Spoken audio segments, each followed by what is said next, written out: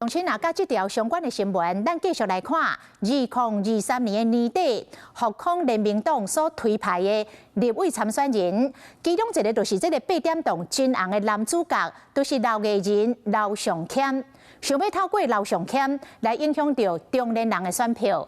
讲刘尚谦对复康联名党甲中国的关系并无清楚。 穿黄色的夹仔手提宣传单，资深的艺人刘尚谦，2024年投入桃园市第6选区的立委选战落尾败选，不过检调所查出，伊代表的复康联名党涉嫌接受中国金援。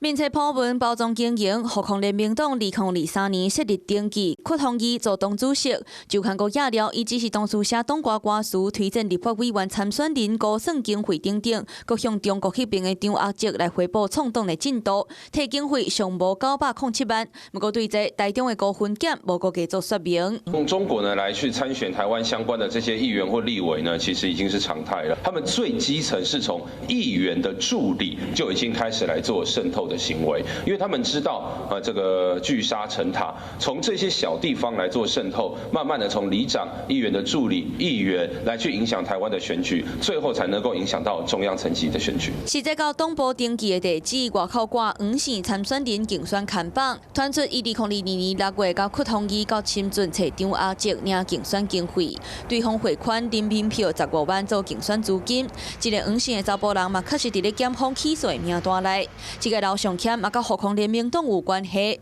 检方调查，伊对党中央甲中国合庙违法的部分完全唔知影。不过，中共侵入的手法是世界拢有，定着爱斟酌细腻。你好，我是宋彦明。想掌握最及时的新闻资讯吗？赶紧订阅、按赞、开启小铃铛，锁定华视新闻 YouTube 频道。